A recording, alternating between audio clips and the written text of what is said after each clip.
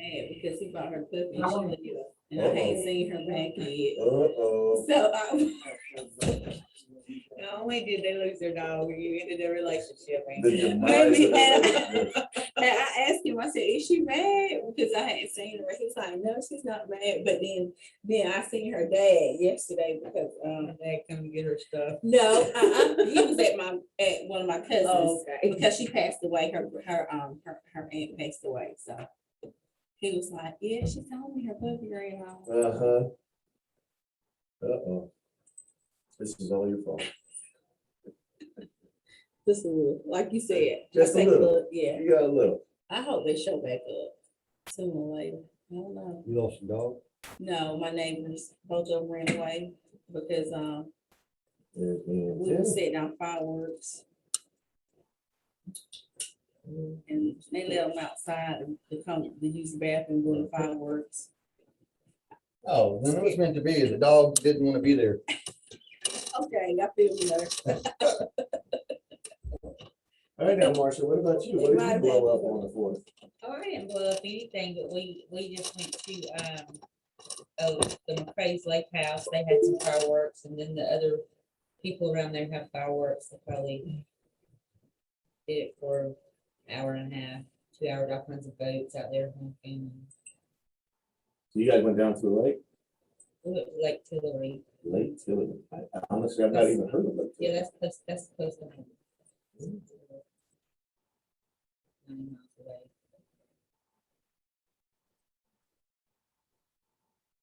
That's the one.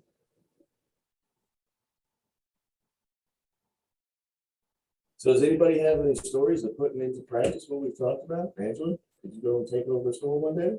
Yes, and it's not a store I normally go in because, I mean, I'm not from Greensboro, but I usually grocery shop at home, but it's this food line I went by. I was like, I'm going to food line.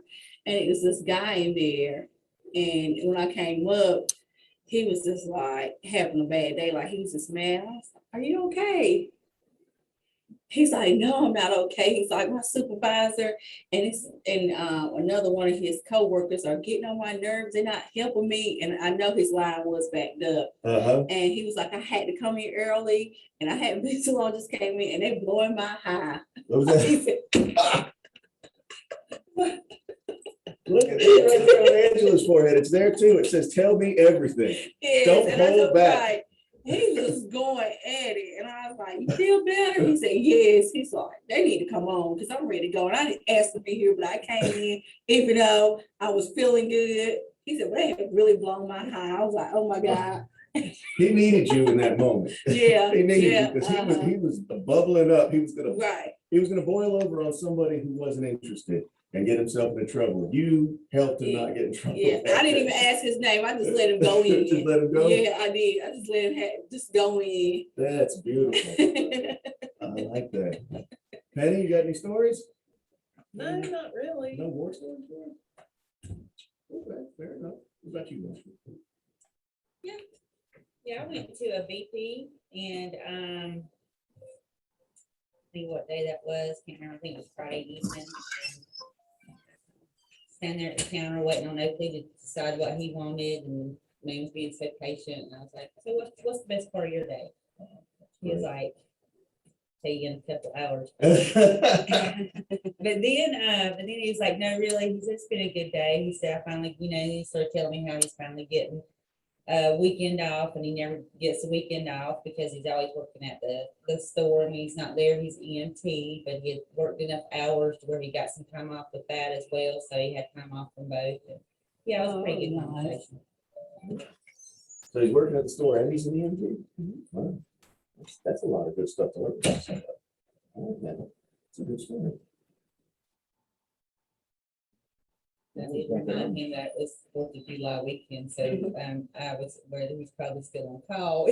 Uh-huh. He had time off, but Right. have fun anyway. Uh-huh. Well, people blow their fingers off. Not everybody's as careful as Angela is when they have when they have Brian, their I think explosives. Brian talked about that yesterday, didn't he? He was blowing their fingers off. Oh, yeah. Yeah. It's a thing. It's a thing. What about you, Brian? You got any good stories? I applied it so many times last week, it was ridiculous. Yeah. had it backfire me one time. So did Angela, but it turned out okay. I know, me and Marsh, was it me and you in that Chinese restaurant or Japanese restaurant? Or who was it? Anyways, I was in this Japanese restaurant and this woman walked in on this guy peeing. Oh, yeah. And it was an uncomfortable situation, so I start trying to just, change it around. And this guy got very confrontational with me. And he said, "You're weird." I said, "I know, and I love it." And so, Well, Brian, some people get a little defensive when they're urinating. It's just a thing. oh, it wasn't me. It was this old little old lady walked in on him. And it was a really tense situation. I So think that the You're bathroom you're is trying to in his just, ID, you're trying to not dispel the mine. tension. Oh, But like some people, when they get embarrassed, they lash out. that's exactly right. That's whereas other people will own it when they get embarrassed. I fall down on the ice, I just stand by because you're gonna get a Right. show. I'm gonna announce it. I'm gonna talk about everywhere that hurts now. You're gonna help me up whether you wanted to or not. Right. That way it dispels the awkwardness for everybody. Mhm. Actually, I saw, there was a great clip of the lady who plays Wonder Woman. I can't remember her name. Linda Carter? Or the No, the new one? Yeah, the new one. Don't get me wrong, Penny. Linda Linda Carter. Carter. Yeah, she was the bomb back in the Way day. in the day. Have you seen a picture of her now? Woo, she's still smoking. Oh. Yeah, it's like, so Linda Carter did some Lens Crafters commercial or some garbage like that, and I was like, I got all misty eyed looking at it, and my wife was like, "How come you didn't tell me you had a crush on Wonder Woman?" I was like, "Oh, maybe that's Linda Carter. Then we gotta just assume that I. Yeah. Linda Carter. So, but so it was the new one. I can't remember the name. And she was at one of these comic conventions, and she's on stage on a panel, of a bunch of different people. And apparently, something that she sat on had a piece of duct tape on it. She's wearing a white dress, and she had this big long tail of duct tape on the back of her afterburner, right? And she stands up to move, and everybody's like hooting and hollering and all this other stuff. Well, she made a big show of taking the duct tape off and made it out like she's a stripper working a pole. Oh, wow. For just like 30 seconds of her dancing on the stage and made a big shit. Everybody relaxed. Nobody's embarrassed anymore because she owned it. I thought that was the best way to handle it. But some people, as you saw, that they lash out when they get embarrassed, and just know that that's not about you. Oh, no. It's not. Just take a step to the side, let all that stuff go on past you because it's not about you, Right. you know? So. I feel like you're having to crane your neck to look at me, so.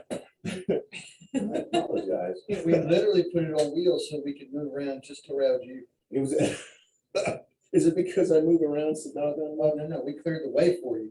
much? So I can move back and forth. And I can pull And I got you. And then I'll just spin around. Right. Okay, I'm extremely flattered. I feel terrible that construction had to take place. No, see the camera on top of it? Yeah, I see it. And then you got the one that's following you everywhere you go. Wow. If I didn't know better, I feel like I was a criminal of some kind. So I'm on the no-fly list and Brian's keeping an eye on me.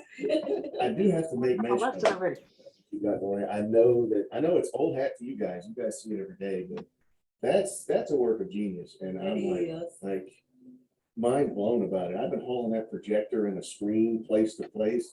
If I had known, Penny, if I'd known. Make life so much At 5 minutes with Brian, he's like, "Here, it's about the size of a deck of cards. You can take it anywhere. It works perfectly." That's awesome. Yeah. So you guys all know who I am, but so we are doing superpower conversations today. So this is going to be kind of the nuts and bolts about when you're actually interacting with people, the do's and don'ts of what to say and how to act. This is stuff, Brian, you know this instinctively, but a lot of times when people get into interaction and conversations with new people, they kind of clam up. Even somebody who normally interacts with family and friends really well, they get in interactions with new people and they kind of clam up. This way we can maybe pick up one or two techniques that you can remember even when you're nervous and just go with that. You guys know who I am, so we don't have to rehash that whole road again. But I added the DMAIC Six Sigma Green Belt instructor. I completely forgotten about that, but before I was a Six Sigma Black Belt, I was a DMAIC Green Belt instructor, which matters because not next week, but the following week, I'm going to do some explanations of DMAIC. That abbreviation means define, measure, analyze, improve, control. And it sounds very boring because when you do it in that engineering aspect, it is very boring. But we're gonna talk about it from an aspect of when you set some goals and you want to chase after them, how can we apply that? And so. Feel free to ask questions at any time. Feel free to chime in. How many people we got on the Zoom meeting? That's it. I don't know. Hi, everybody on the Zoom meeting. Last time we were able to hear them, now I feel. I've muted everybody. Hello, It's gonna be a great. Oh, hi, Candace. how are you? I'm very well. Thank you for asking. This is going to be a great. Up, Tiny? All right, so what I want to do, this right here, I'm going to play a little bit of this clip right here. This is an excellent masterclass in how to set the tone for a charismatic, engaging interaction. So I'm just going to play it, and we're going to just watch a little of it. Apparently we're not. Actually, just go to the mouse and should be able to click right in the center there. That should work. Maybe not. That's devastating.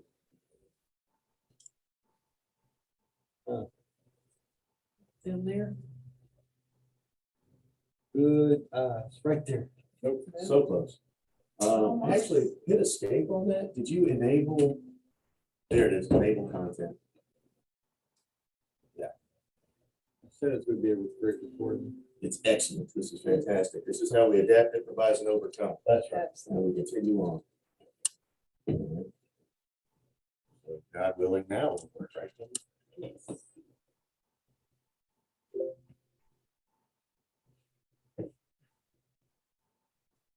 Or not. Did I hit enable? Hit escape again, and double check. You did. That's what I get for bragging so much about the new setup.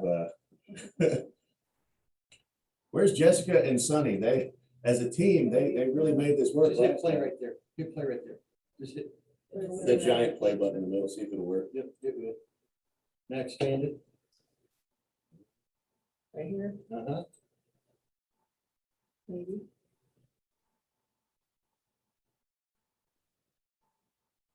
I think it's just being slow.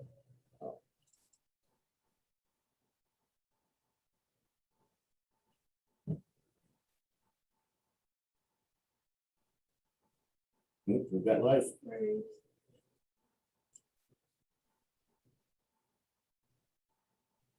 So close. It's coming. It's like dial-up. We just got to be a little patient. Imagine these kids nowadays, if they had dial-up, Ooh, they would go crazy. yes. They would go crazy. There's a post on Instagram this morning that said, without telling me like how old you are, post something that lets me know how old you are, something that kids today wouldn't understand. AOL CD is running to the post office, to get another free trial. Rotary phones. Rotary phones would be acceptable. I put 6 to 8 weeks to arrive, Yes. 6 to 8 weeks for delivery. Mhm. Yes. Oh, wow. You had to fill out a coupon from a Yeah. catalog, What's put it a say? paper to. Video error, okay. Just, if you want to, and just the slideshow button will go on. Right here. The one just to the left, it kind of looks like a screen being pulled down. That one there. Or, oh, now hit it. Now hit it. Well. there you go.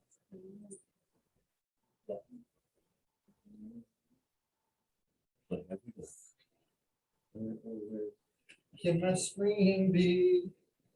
Hey, look at that. Oh, And it has a play. okay, look at it going. There it goes. How about the volume? Pump up the volume. Pump up the volume. Not in slow motion. Big fan of Simpson Mills fan of Marshall. And the big- Look at the slow motion, the way she's walking out. Pretty hot, huh? Yeah. Wow, right? Uh-huh. Holy With smokes. confidence, that's what I want you guys to see. Everybody practice your sachet out on the Yeah. stage. Come on, let's go. Roll out a red Doing carpet. that Let's one do it. day. I think it's important. That really is gonna be in slow motion. Okay, let's move Don't on. sweat it. Don't sweat it. Let's move on. Give us the gist of it.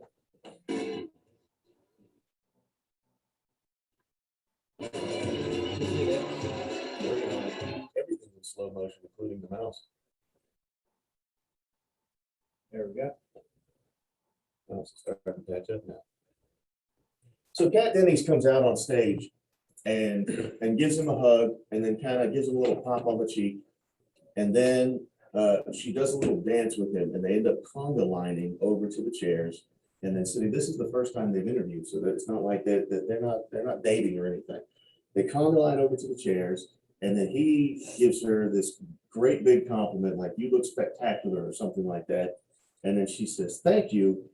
He goes, have you been working out? She said, yeah, but I'm wearing a girdle, which is something that most women would not disclose You're right. to a stranger, especially not on television. But because of the timbre of the tone that they've set when they come out and they're so playful with one another, and they set that fun foundation, she feels open to discuss something with him. That's one of the very first things she says to him is, I'm wearing a girdle.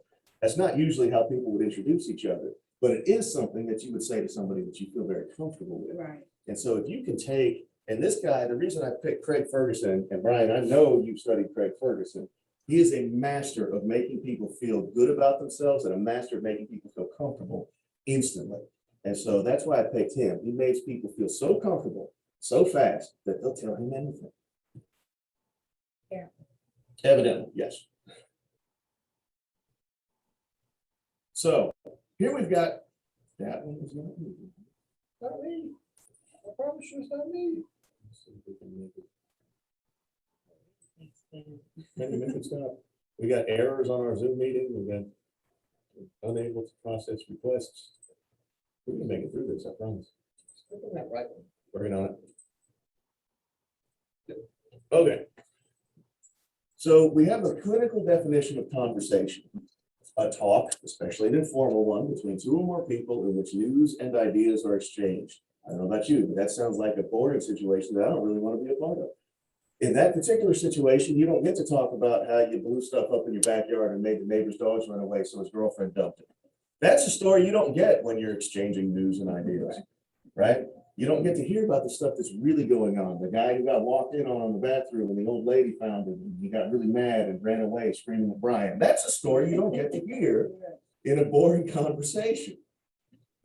So let's talk about the communication model. I did not draw this picture. I got it off of the internet. I'll draw one at some point, but this came off the internet. But this is the model for communication. You can slide around here, Marsha.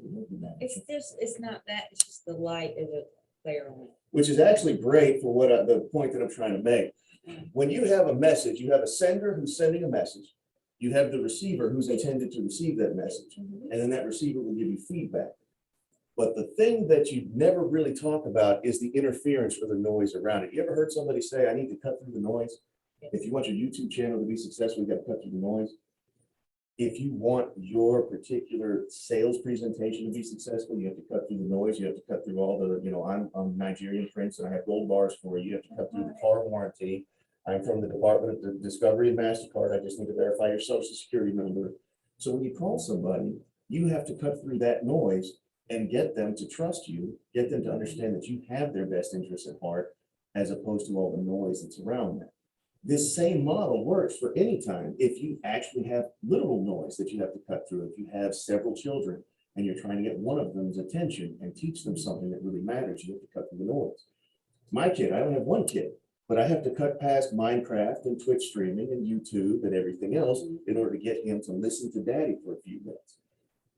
The ability to craft a message that cuts through the noise that's why I call it superpower conversations, because the ability to craft a message that cuts through the noise and gets to somebody and really is something that they are able to benefit from is like a superpower today. Because it's too easy for you to say, forget about it, he's got his headphones on, I'm not gonna bother. It's too easy for you to say, well, they're upset because they just got a call from the car warranty place, forget it, I'll just hang up. It is much more difficult, but much more powerful if you can decide to be the person who's going to cut through the noise and craft that message in such a way that they're willing and happy to receive it. So a functional conversation is that definition we just talked about. Necessary, useful, informative, imperative. When I go to the doctor, if I'm in the emergency room and the doctor's talking to the nurse, I want them to have one of these conversations.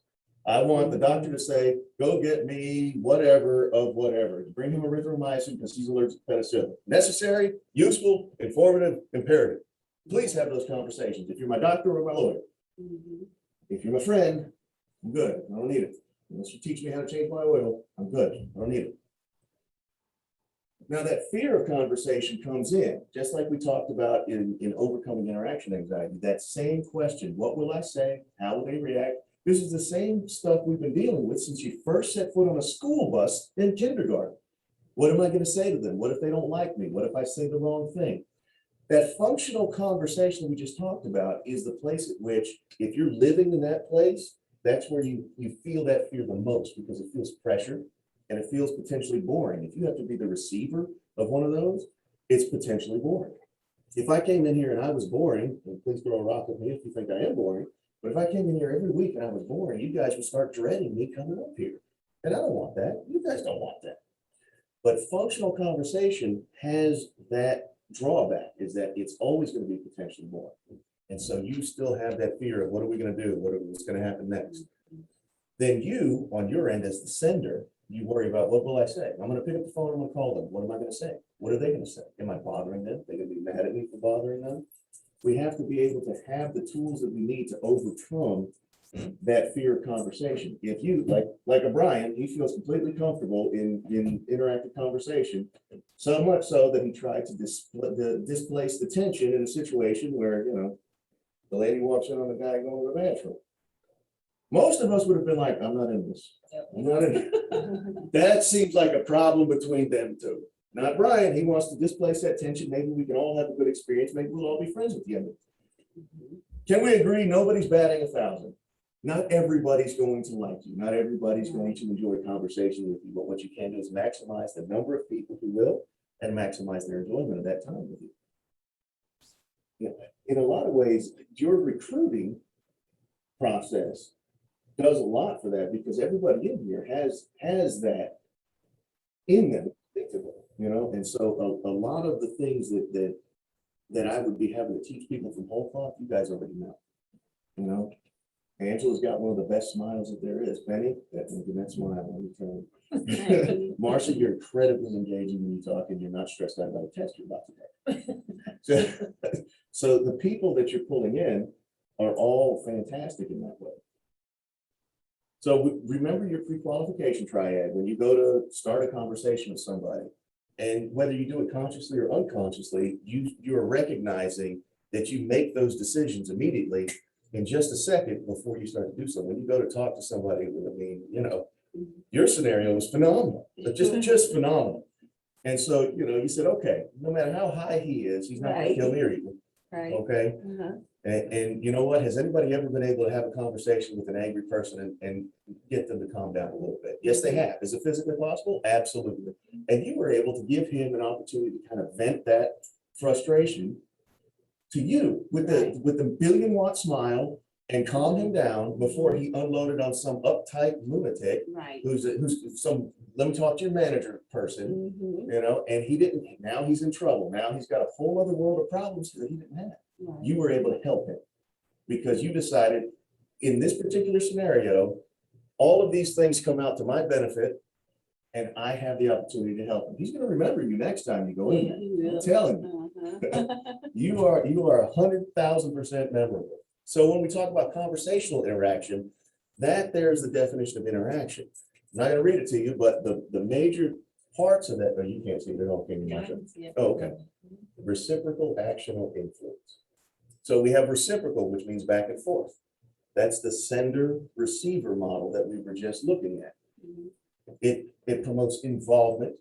It has an element of action and influence. For me, a conversational interaction should be this. It shouldn't be, okay, I'm going to tell you the news and then you're going to walk away. That's functional and boring. If you're a doctor, go for it. If not, let's target interaction, because we should be both sharing back and forth. It should be, there should be an element of action involved. You should be involved in the conversation, and you should have the opportunity to influence and to be influenced. And so that goes right into this. The reality of conversational interaction is that it is an opportunity. It's not a fearful scenario. It's not something to be freaked out about. Nobody would ever expect you to go into a food line seeking out opportunities to help somebody decompress so he doesn't get himself fired. Yeah. But you took a moment in time, made it a conversational interaction, and created an opportunity to help him save his own job. Right. That's something you should feel good about. You should feel this much good about it, just only feel this much bad about the dogs thing. Okay? So as the week goes, you are really coming out on top as far as how good you should feel, okay? You're netting a lot of good feelings. But you have the opportunity to influence and be influenced. You have the opportunity to serve others, but you also have the opportunity to be served by others. You don't know who's picking up the phone. What if somebody's picking up the phone who retired as an attorney who has just the right advice for your situation? You don't know. I mean, it happens. Happened to me last week. Hey, you know what? I got a question for you. Send me a bill if you want to. Nah, this one's on the house. That's literally what happened. You can't know that that's happening ahead of time. And you don't go out looking for that. Who's gonna give me something for free? That's not okay. But when you provide somebody value in the form of this emotional deposit you're making into them, they want to give you value back. And what people have to give in value is what they know and who they are. So, like, when you give somebody that particular value, who knows, next time he may come out and, hey, listen, last time I was in a bad mood. You know, maybe he just wants to make you laugh. Maybe he does great impressions of Denzel Washington. I don't know. I can't do a Denzel Washington. I can do an Arnold. I can do a Christopher Walken. I worked on Denzel. I can't do it. But maybe he can, and he just wants to make you laugh. So it's an opportunity to do all of these things, to entertain and be entertained. Remember, reciprocal, back and forth. You're going to send that message, you're going to get that feedback. But there's unlimited opportunity, and we talked about preparation and opportunity. The whole thing, the entire equation of success is for you to continue to prepare for the moment that your preparation meets the opportunity that you've been waiting for. And those opportunities will come to you more and more often, and you will notice them more and more often as you decide to see them. Remember we talked about those C-type goals? The moment you set a C-type goal, your brain starts searching for those opportunities. Whether it's back here unconsciously or it's up here consciously, whether you go out saying, I'm going to figure this out today, or if you're just driving around and you see something that's just been background noise, it'll leap out to the forefront and say, that's a way that I can do it. I've never thought of that before, but once you make that decision, you still got your point. Did anybody else make a C-type goal? Don't you roll your eyes at me, Angela. I've got an older sister. I've seen that face before. She went just like this. I do. What about you, Penny? No? Okay. I don't Homework. think I was I here know, last right? week, so Huh? I wasn't here last week, so I don't know. You weren't here last week and we didn't have this conversation. I'm gonna make sure that Penny gets that lesson later on, okay? Well, we need to redo that. It's good. Okay. I think I've got it in my pocket, actually. We might be able to do that one. Okay, so Brian, do you have a C-type goal? Oh, yeah. I'm listening. Everybody's listening. Oh, I know. Lead from the front, Brian. I will. Okay, fair enough. His eyes said, move it along, little man, move it along. So remember your superpower 3-step, because that is the foundation of your preparation. As long as you remember this and it absorbs and becomes a part of you, which obviously, clearly it has, because you guys are using it and leveraging it out there. Imagine when October comes around and now it's open enrollment and you've got all of these things that you've absorbed as part of you and you're utilizing them in your daily life. Every time you use it and it works, that's reinforcing it subconsciously for you. And so the next time you do it, you won't even be deciding to do it. It's just the thing you do. It's just who you are now. And so when you start taking advantage of that, leveraging that new talent, that new skill during that open enrollment period, those C-type goals, Marsha, are going to start to really, really snowball for you. It's going to be fantastic. So the role of questions when we're involved in conversational interactions. Questions are the thing that always open the door up for dialogue, because we always want to eliminate the fear of the awkward silence. Hi, how you doing? Fine, good. Now we're silent. So we work towards having those quality questions, but you can't sit around ahead of time and think about what questions are going to be. Questions that you want to use are going to be questions that provide you the opportunity to be interested. Remember, interested, not interesting. I mean, 99 men out of 100 will walk up to a lady in a bar and just, like, with a display case of all of his accomplishments. You might as well show up with a trophy case with little ribbons and medals and stuff inside of it. Be like, this is who I am. Look how cool I am. But if you're interested, instead of putting all that effort into being interesting, that's when people start to feel good about themselves around you. So that's one foundational rule for the questions, because you don't want to sit down ahead of time and write down, I'm going to ask this question, then this question, then this question, because if you're questioning with quality questions, you have no idea where that conversation is going to end up. You have no idea if it's going to end up with, man, they killing my high. You have no idea where it's going to end up with. So you can't prepare with questions, but you can understand types of questions. Two basic types of questions are closed-ended and open-ended. That's, Oh, wow. so closed. I feel like Brian's been talking about this. Yesterday we did have the training. Oh, really? You can't be stealing my thunder ahead of time. But here's the thing about this, the stuff that I teach, the stuff that Brian teaches, we teach it because it works. And so you can go on YouTube, you can go to Udemy, you can go anywhere and find similar sounding things because this is the same stuff that works. You know, as a police officer, the idea of reframing an interaction, because when a suspect comes in and sits down, they're thinking, I'm the bad guy, he thinks I'm a bad guy, he's gonna try to get me to confess to him. Well, that's one way of looking at it, that is one frame. I always reframe that interaction because I know what you did. I'm just trying to figure out why you did it. Now, in my career, I met exactly two evil people. I put lots of people in jail. Two of them were bad people. Everybody else, without fail, was a good person who got into a bad situation. And I would tell them that right up front. I would tell them, this is who I am, this is what I know, and this is what I think about who you probably are. I'm trying to understand you better and why this happened to you.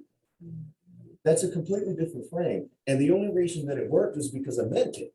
I do mean it. I still remember the names of the two evil people that I met, and they were pure evil. You And won't they- ever forget it. No, never. You won't No. ever forget it. Yeah. No, never. And I mean, There's no redemption in that person, and that's hard to find, Yeah. because everybody is redeemable. Everybody redeemable.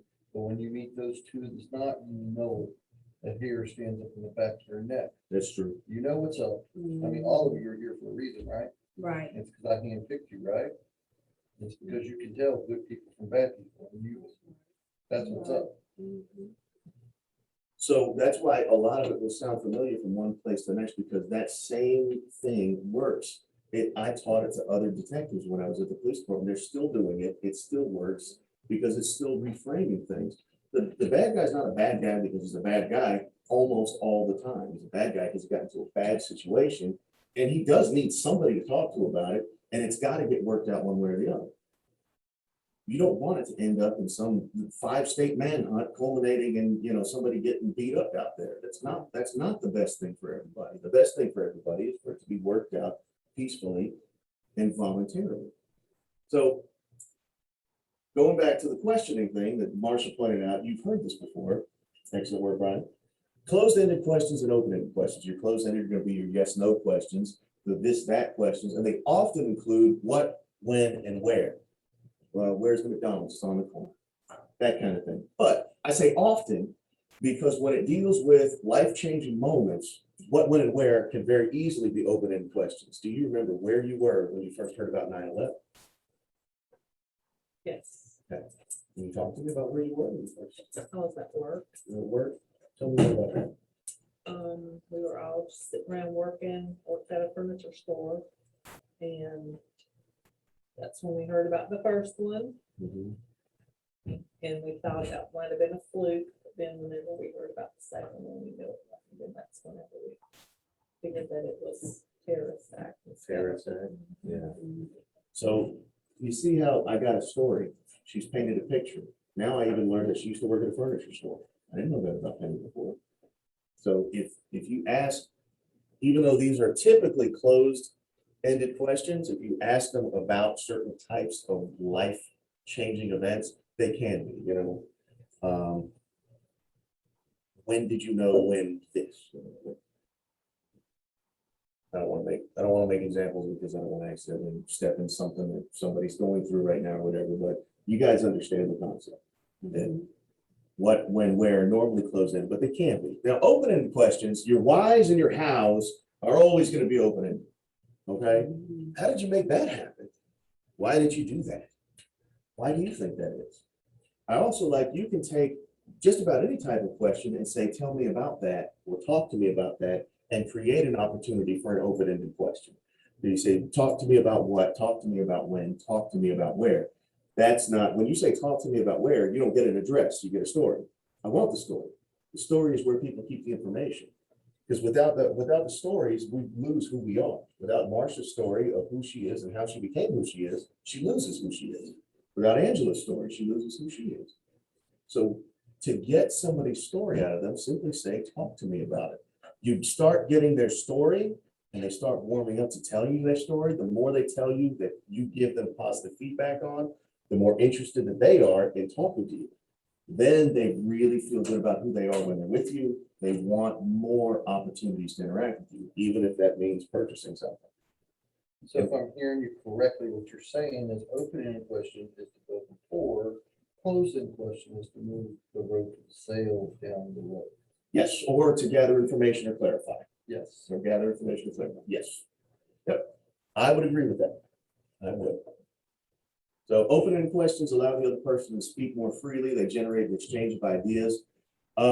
They do lead into new related topics of conversation. That's why I was saying so.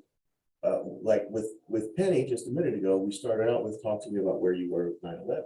And then we generated a brand new topic of conversation. You used to work in a furniture store. Tell me more about that. My wife used to work in a furniture store.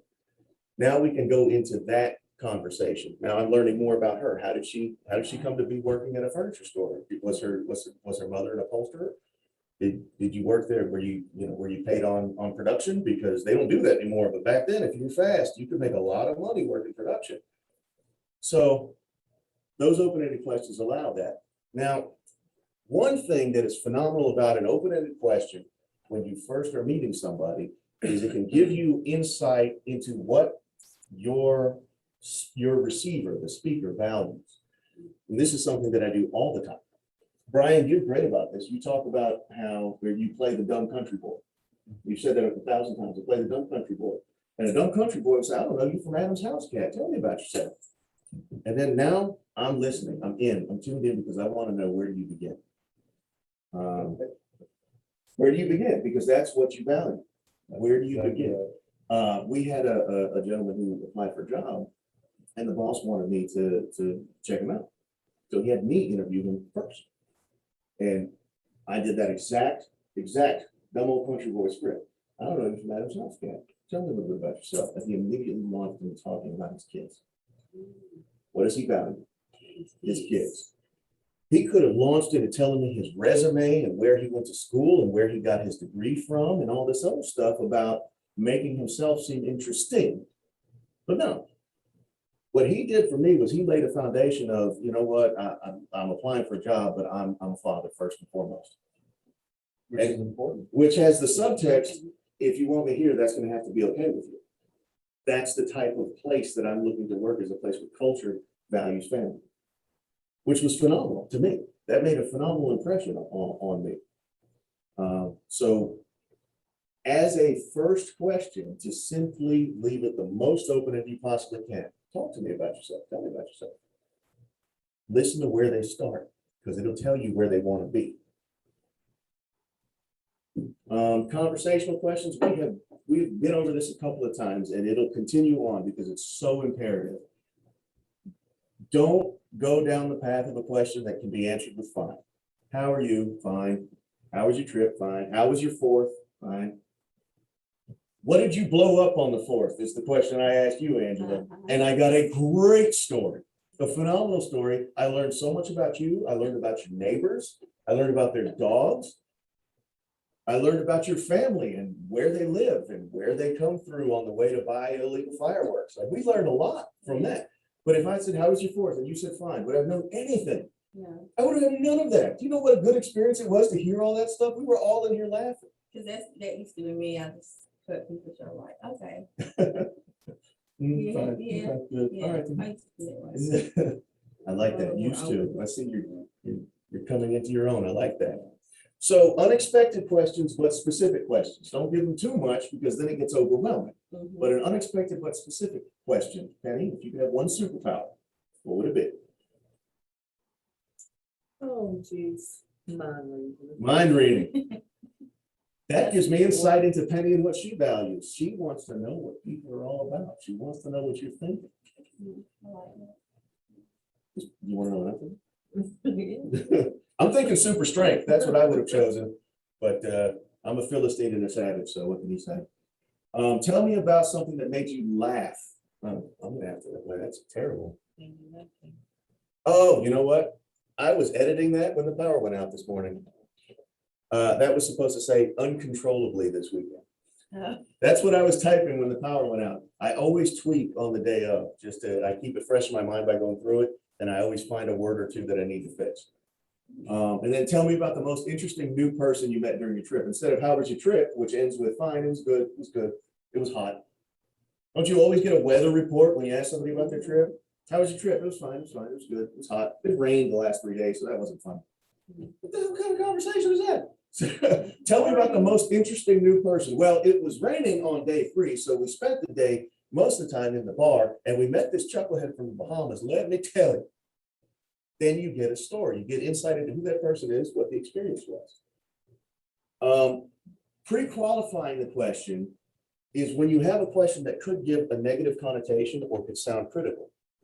Like when you say, why are you so happy? You really want to know why they're happy, but it has kind of a critical connotation. But you say, all right, you are beaming from ear to ear. Tell me the story. What's going on? What's got you that smile? Then you get the story without any semblance of judgment. Even when something's bothering somebody, you didn't say, what's wrong? You said, is something bothering you? I feel like something's bothering you. How can I help? Perfect. You nailed it. Not only did you find out what's bothering him, you did help. Has anybody had any experience with active listening? Not you, Brian. But I'm sorry, look, okay. It's like Tyson coming into the boxing gym and taking over. If I ask these questions and Brian gets to play. Yeah. Okay. Quiet, I'm quiet. So active listening, this is all stuff Brian already knows. Active listening, more pies is an abbreviation, MOREPIES. M stands for minimal encouragers. We all do it. The mm-hms, the yeah, you're kidding. Seriously? No way. All of that counts as minimal encouragers. O, we've already talked about open-ended questions. R is reflecting. Reflecting can be verbal or non-verbal. Penny and Marcia look at each other. You're mirroring. You see it? I mean, literally mirroring. Literally mirroring. Literally mirroring. Okay? So mirroring can be verbal or non-verbal. And so if you're having a conversation with somebody and you want them to feel a subconscious connection that they don't quite know, you can mirror them a little bit. And I don't mean like movement for movement, like a robot, but if they alter the way that they're changing, look, you were like, I'm not like anybody else, I'm crossing the other way. But if they change the way that they're standing, you see this a lot with guys who lean on stuff, all right? One guy will be leaning like this, and so the other guy will lean like that. Well, then the guy will change and he'll lean like this, and the other guy will change and lean like that. You see who is, who's being perceived, not necessarily as the alpha, but as being in control of the conversation. As being in control of the conversation. It's the person who's setting the tone for how you're standing. That's going to be mirroring, but the same thing can be said for verbal mirroring. When you want somebody to feel as if they're definitely being heard or that you're definitely connecting, if you repeat the last couple of words that they say. Angela does that. I've noticed that about you. I know you do. I noticed it. You repeat the last 2 or 3 words, and it makes the other person feel heard. It feels like, okay, so you agree, like we're, hey, you and me, vibing. So that's going to be mirroring. Emotion labeling is, it seems like you're frustrated. Am I wrong about that? And you say, I'm not frustrated. Honestly, I'm disappointed. So by emotion labeling, even if you're wrong, you get the moment where they can have an opportunity to correct you, or they can confirm it. Yeah, I'm frustrated, you know? And so, but when you're on that call, it sounds like you're frustrated with your current provider. It's not that I'm frustrated, I'm disappointed in them. They made me promises that I can't, that they're not keeping.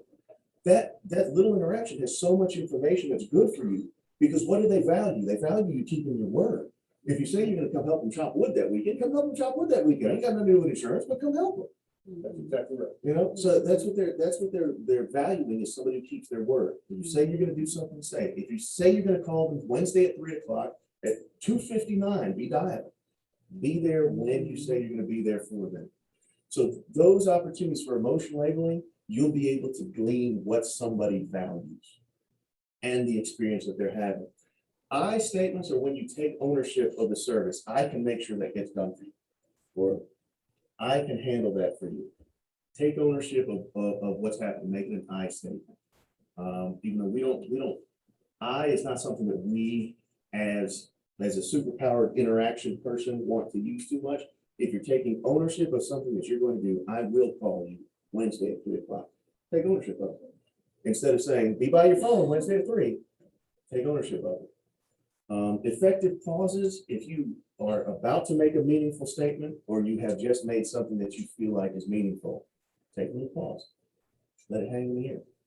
Let them marinate on it for a second. Take that pause. And then summary is like what Brian did a couple of minutes ago when he said, so if I'm understanding you correctly, open-ended questions are for building rapport, while closed-ended questions are for moving it towards a sale or a conclusion. That's a summary. And I had the opportunity to say yes or no. And in this case, I said yes and. Yes and closed-ended questions can be for clarification or information purposes. So those are all the active listening things. And if you Google more pies, you'll get this. So if you don't remember it, that's fine. But also, if you don't remember it, just remember MOP. Where did MOP go? Just remember MOP. Your minimal encouragers, your open-ended questions, and your paraphrasing. If you can't remember anything else, remember minimal encouragers, which we all do instinctively. Yeah, okay. That way they know you're not zoned out. Open-ended questions are the foundation for who you are as a person now. And then paraphrasing, that way you have the opportunity to confirm with them, even if we're not at a point for summarizing. All right. The conversations are still going to be about them. Make the other person feel important and do it sincerely. That's Dale Carnegie. That's the book we were talking about. It's over 100 years old now. You know, it's I think 110 years old now. Make the other person feel important and do it sincerely. And let us praise even the slightest improvement. This is when you're interacting with each other. If somebody jumps in and does something really well, counts all over it to make sure that they feel good about it, that they feel good about what they've done. Because every man knows, I've said this in here, men are puppies. If a man does something well, just pat him on the head and tell him he's a good boy. I'm telling you right now, every time I get patted on the head, told him I'm a good boy, I want to do that twice next week. Whatever it was, I'm gonna do it twice. Oh, I'm gonna dirty the dishes again just so I can wash them again for you. Now, compliments. Since we're talking about praise, let's talk about compliments. Compliments must be sincere. You absolutely must mean it. And it must be objectively true or subjectively true to you. The reason, what I mean is, objectively true is if somebody has, does, or is something that everyone recognizes immediately, without a doubt. This person is undeniably the best at this. That's objectively true. Subjectively true to you is if you appreciate that about that person.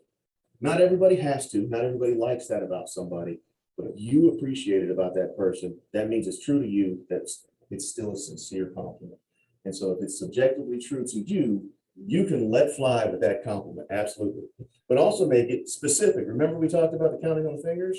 She's pretty, she's smart, she's funny. She's pretty, she's smart, she's funny. That's the weakest array. Pretty, she's smart, she's funny. They don't really mean anything. Smart how? What do I, because I don't know everything. I might know a lot about something, but what is that? You know, instead of saying you're pretty, you're smart, you're funny, how about when we told Sunny that she was really great with computers and we appreciated her help with getting things set up last time? That's very specific and we meant it, and it was true, objectively true, subjectively true for me. We meant it and it was specific. So make your compliments sincere and specific. So the over-the-top intro compliment, this is a good one. When you first meet somebody, if you're struck by something about them, it's okay to hit them with a compliment about it, as long as it's an over-the-top compliment about it. It's specific, it's about an obvious trait, and it highlights something about, huh? I love your smile. Yes, yeah. Yeah, I mean, and the thing is, it's going to be true, and once you make this a part of yourself, it'll be something that'll be instinctive. You remember when Penny made me wink in the knees with the wink and the smile thing? Uh-huh. That completely true, it was absolutely instinctive, and it was like, wow, you got me. Uh, But it's one and done, don't linger on it, don't sit there for 45 minutes. No, seriously, wink again. Right. Not okay. Not okay. All right, so we talked about Craig Ferguson. I really hope this plays. Fingers crossed, everybody. I'll say thank you, I appreciate that. Yes, oh, we're still in slow motion. Look at you, woman. You look sensational. Oh, Just stop. amazing. Stop. All right, come on. No, you look great. I mean, you look, oh, yeah, really good. I mean, excellent. Yeah, you look like, have you been working out? I have, but I'm also wearing a girdle. Me too. I say, absolutely beautiful. You look. I mean, just very elegant, classy, beautiful, sexually attractive. Thank you so much. You're also really elegant and wonderful. All right. Thank you so much. Well, no, That's you great. look, and I love the way you stabbed that zombie in the forehead. You look absolutely lovely. Look at you in your lacy dress and your hair all over on us. Well, thank you very much. Sincere, Just for you. objectively true, and over the top. Now, you heard when he kind of nudged that crossing the line when he said sexually attractive. Yeah. And you saw how she kind of got bashful because she didn't say you're sexually attractive. She said you're elegant and wonderful. Uh-huh. So what Craig Ferguson's a master. I mean, a master of making people feel good. He immediately pulled back. And what did he do? He did another over-the-top compliment, but he went way further and he made it absurd. I love the way you stabbed that zombie in the head. We all know damn well she didn't stab the zombie in the head. She's on TV. Right. But because he, as being Craig Ferguson, he was like, I went too far with that one. Let me make everyone laugh. Let me get her back. And he said, I love the way you stabbed that zombie in the forehead because there's no downstream consequences. She can't be awkward about it because she knows she stabbed the zombie in the head on television. Nobody actually stabbed the zombie. And he got to make that funny moment. The juxtaposition between you're so pretty, you're so hot, you're so sexy to, and you stab zombies in the head. That's fun. Right. So he did that seamlessly, but it has to be over the top. Now, the fact that he's doing all those over the top compliments to all these women, is that creepy? Well, it probably would be. Well done to you. I think very much enjoyed. That suit doesn't look boxy No, at all. That looks fantastic. It's not boxy. It's not? It's crazy. You look sensational, man. You look sensational. Have you been working on your, I mean, your upper chest? Just right there. That's it. I mean, it's both. Thank you. Oh, this is fantastic. Look, it's so great to be on a real show. Curtains, you got curtains, you got Andy, you got Yes. Buffalo Charger. Yes. A Buffalo Conan. The special. I think we can agree over the top, yes? Mhm. And we can agree a lot of those are objectively true. Keanu Reeves does look sensational. He's almost 60, and that guy, I mean, so objectively true, or at least subjectively true for Craig Ferguson. But I put that last one in there where he's on someone else's show to show that the power dynamic doesn't matter to Craig Ferguson. He's going to give you that compliment. You're going to feel good about this. Mhm. And it doesn't matter to him whether he is the host of the show, whether he's supposed to be in charge, whether he's supposed to be in control. He's going to give those over the top compliments. And Conan O'Brien, he's a tall, fit guy. He could have gone for that low hanging fruit of, you're tall, you're imposing, you're powerful, you're in charge of the show. But he went with the show itself, which is even, I would argue, a more powerful thing because the show is not something that Conan O'Brien is and walks around as. It's something he accomplished. It's something he built. It's something that he created. And so I don't know about you guys, but something that I created and accomplished for me is a much more powerful compliment than, hey, Dave, you're tall. Right. Well, you know what? The genetic accident that happened between mom and dad, boom, here I am, I'm tall. Right. You know what I mean? I don't necessarily feel great about that. So just a master. You guys Google Craig Ferguson and watch him make people feel good about themselves. So the difference between crossing the line and going over the top. Crossing the line is when we say something that's a bit too much, but it might actually happen. And when somebody says, I totally leave my wife for you. That's good. Look, Penny knows I'm full of it. She knows I'm giving an example and it still creeped her out. You see my point? Right. All right. But when you say, I'd fight a dragon for you, girl, That creeped her out. yeah, I'm just asking. It might not creep down. don't make it weird here, Brian. Leave it alone. So that way, But if you say I'd fight a dragon for you, or I had a friend of mine, this happened. This is when we were kids, right? When we were 17, 16, kids. This guy, his name is Graham Marsden. He's on Facebook somewhere. Okay. I watched this happen. He walked up to a girl and he put on an Antonio Banderas Spanish accent and he said to her, I'm Don Juan of Marsden. I would work for you forever, for consecutive forevers, if my wage was but a single kiss. And she kissed him. Wow. Never seen him before. Wow. I don't know what happened next because I left. were you in High Point? I think it was at Celebration Station, unless I'm crazy. I really did. I think it was at Celebration Station. But you can't get much more over the top than that. First of all, Right. as white as the day is long, you know, doggone well, he doesn't sound like that. It's Right. completely over the top because he doesn't have consecutive forevers to work for her. Plus, he got a job at the Burger King. He can't be working for her. But it worked. It was so over the top. And She kissed him. Wow. Beautiful, right? Yeah. Okay. So over the top versus crossing the line. I think we've got that.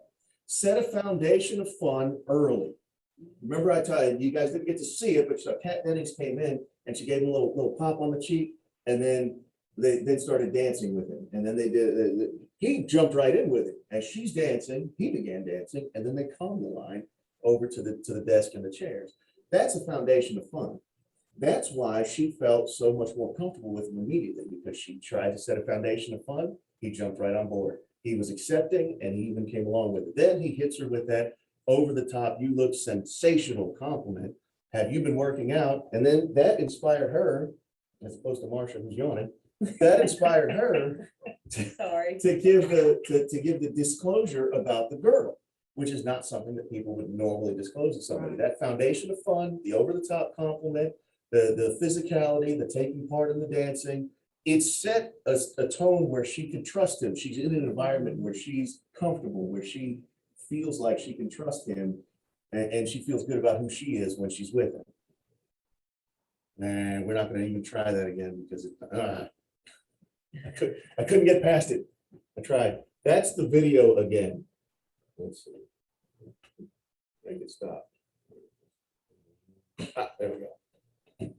So remember the same thing that we always come back to is that people are going to remember you for the way that they feel when they are around you.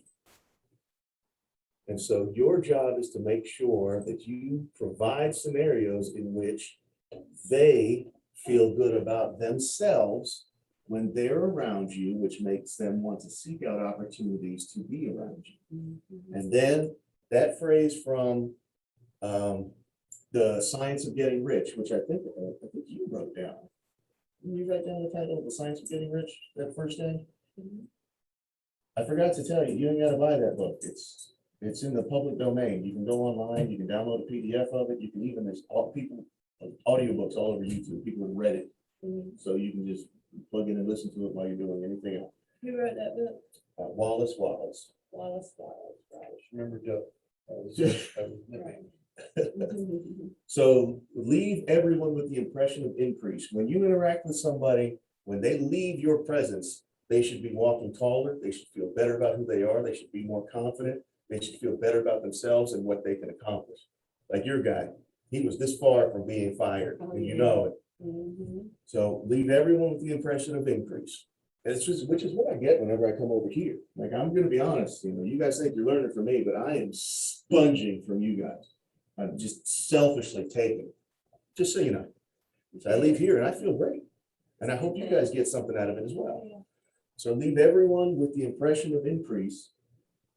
If you forget everything else from this whole conversation, just remember open-ended questions and leave everyone with the impression of increase. Make people feel good about themselves. Next week, we'll be talking about reframing interactions. Anybody got any questions?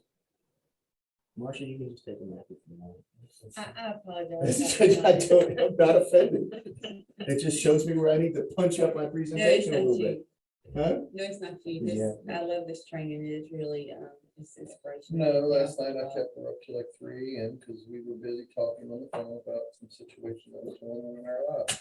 We lost a classmate, yesterday, day before yesterday. I'm sorry to hear And that. so we were trying to raise money for his funeral. That's, I'm really that's, sorry. and we're working on that till 3 and Oh, yeah. Wesley Trump's brother. Oh, the one you was telling me about. I'm very, very sorry. So, I mean, that's why she's going, because